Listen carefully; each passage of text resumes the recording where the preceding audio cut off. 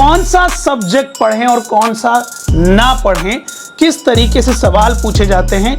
तो आज मैं यहाँ पर एलिजिबिलिटी थोड़ा चेंज कर दिया है, इस बार बी फार्म और फार्म डी एलिजिबल यहाँ पर बोला है, पहले डी फार्म एलिजिबल किया गया था पर ऑफिशियल नोटिस जारी किया गया है। Hello everyone, welcome back to the pharmacy India students. So आज इस वीडियो में मैं बात करने वाला हूँ आरआरबी फार्मासिस्ट का जो हमारा लास्ट 2 साल से पेपर हो रहा है उनका एनालिसिस। कई बार काफ़ी बच्चों के डाउट रहते हैं कि सर कौन सा सब्जेक्ट पढ़ें और कौन सा ना पढ़ें, किस तरीके से सवाल पूछे जाते हैं।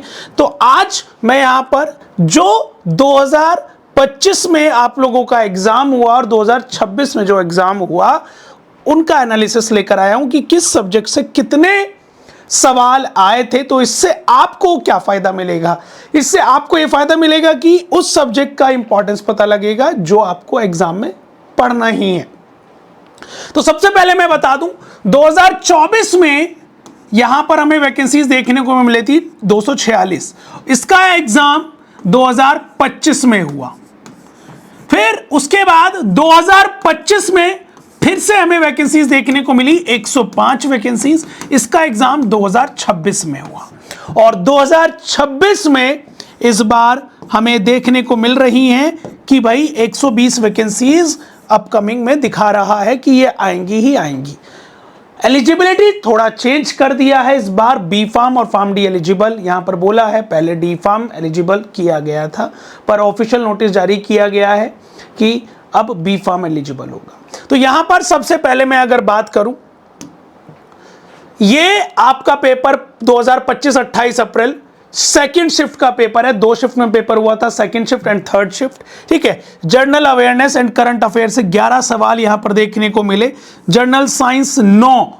अब जर्नल साइंस को मैं यहां पर अगर आपको थोड़ा सा इस तरीके से बताऊं, फिजिक्स, केमिस्ट्री एंड बायो, ये 3 हमारे जर्नल साइंस का पार्ट बनकर ही आएंगे। ठीक है, सवाल यहां से बेसिक पूछे गए हैं। आप लोग काफी लोग इस चीज को छोड़ देते हैं और इस बार हम लोग इसको और डिटेल में करने वाले हैं। रीजनिंग एंड जनरल इंटेलिजेंस, उसी के बाद aptitude, pharmaceutics and pharmaceutical engineering, साथ ही साथ आपका बायोफार्मास्यूटिक्स, कोलॉजी एंड फार्मास्यूटिकल केमिस्ट्री। देखने वाली बात यहां पर जूरिस्प्रूडेंस से 7 सवाल, तो यहां पर एचएपी से 6 सवाल, यानी कि याद रखिएगा 5, और जिससे 5 से ज्यादा जिससे सब्जेक्ट से सवाल आए हैं वो कहीं ना कहीं बहुत इंपॉर्टेंट हमें देखने को मिल सकता है। बायोफार्मास्यूटिक्स इन्होंने कम बोला है, मार्केटिंग से 3, और ये बी फार्मा के सब्जेक्ट हैं। सोचिए बैचलर्स के सब्जेक्ट हैं, तो यहां पर बहुत अच्छा रेस होने वाला है। उसी के बाद अगर मैं थर्ड शिफ्ट की बात करूं तो थोड़ा सा डिफरेंस है यहां पर। वहां पर कोलॉजी के 16 सवाल थे, यहां पर आप देखिए, यहां पर आप देखिए 19 सवाल फार्माकोलॉजी के इटसेल्फ। ठीक है, फार्मास्यूटिक्स एंड बायोफार्मास्यूटिक्स के 10 सवाल, जर्नल अवेयरनेस 10, और यहां पर आप देख सकते हैं जनरल साइंस 9, और यहां पर भी 9, तो यानी कि जनरल साइंस सेम यहां पर जा रहा है। ठीक है, अब उसी के बाद ये आपका 28 अप्रैल सेम डे का थर्ड शिफ्ट का पेपर है। तो अब आप यहां पर देख सकते हैं, this is the pattern of your exam.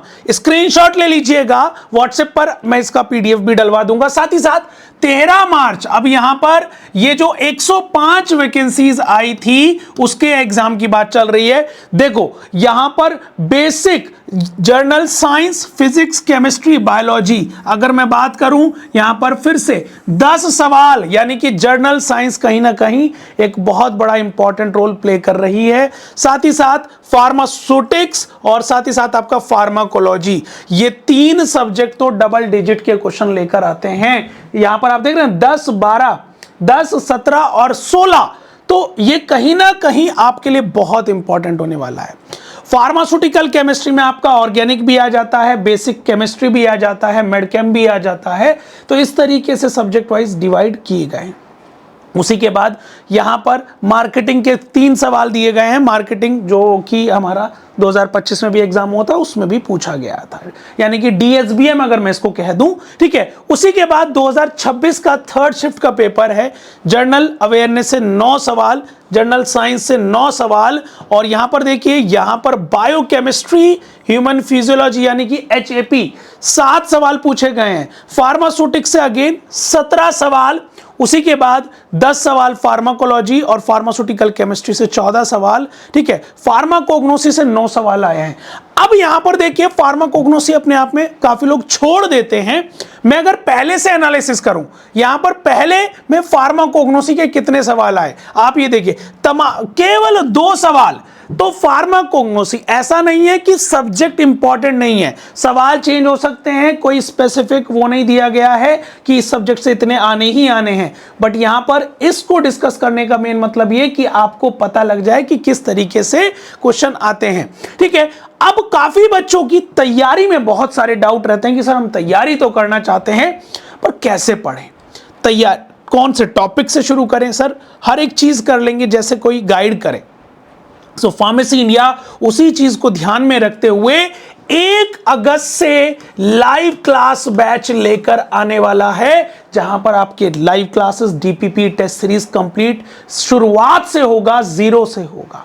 और काफी बच्चों के सवाल कि सर क्वेश्चन कहां से प्रैक्टिस करें, तो भाई मुझे बताने की जरूरत नहीं है, मैं यहां पर हर बार बच्चों को रिकमेंड करता हूं ये आरआरबी सक्सेस किट। अगर आप आरआरबी का एग्जाम दे रहे हैं ना, तो ये बुक आपके पास होनी चाहिए।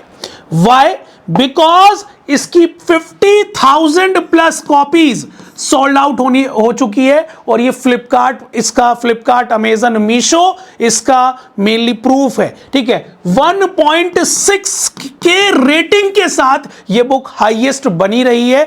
इसमें आरआरबी के तहत, पूरा आरआरबी के सिलेबस के तहत प्रीवियस ईयर पेपर, साथ ही साथ मॉक पेपर दिए गए हैं, जो कि आपके लिए बहुत हेल्पफुल रहने वाले हैं, ठीक है। अब काफी बच्चों का डाउट रहता है, सर थ्योरी एग्जाम, थ्योरी कहां से पढ़ें, तो ये पंच सीरीज है, ये भी आप फ्लिपकार्ट, अमेजन पर देख सकते हैं, ठीक है। फार्मासिस्ट पंच, जिसमें पूरा सिलेबस कवर्ड है, थ्योरी फुल्ली कलर्ड बुक है, साथ ही साथ टॉपिक वाइज फार्मासिस्ट पंच बुक, ये ऑब्जेक्टिव बुक है जो आपके एग्जाम को और भी बेहतरीन बनाने वाली है, आपकी तैयारी को, ठीक है। और कोई भी अपडेट के लिए आप फार्मेसी इंडिया ऐप के व्हाट्सएप एंड टेलीग्राम ग्रुप से जुड़ जाइएगा, यहां पर आपको अपडेट मिलती रहेगी। टिल देन जुड़े रहिए। जय हिंद, जय भारत, और फार्मेसी इंडिया ऐप जरूर डाउनलोड कर लीजिएगा फ्री टेस्ट सीरीज के लिए भी।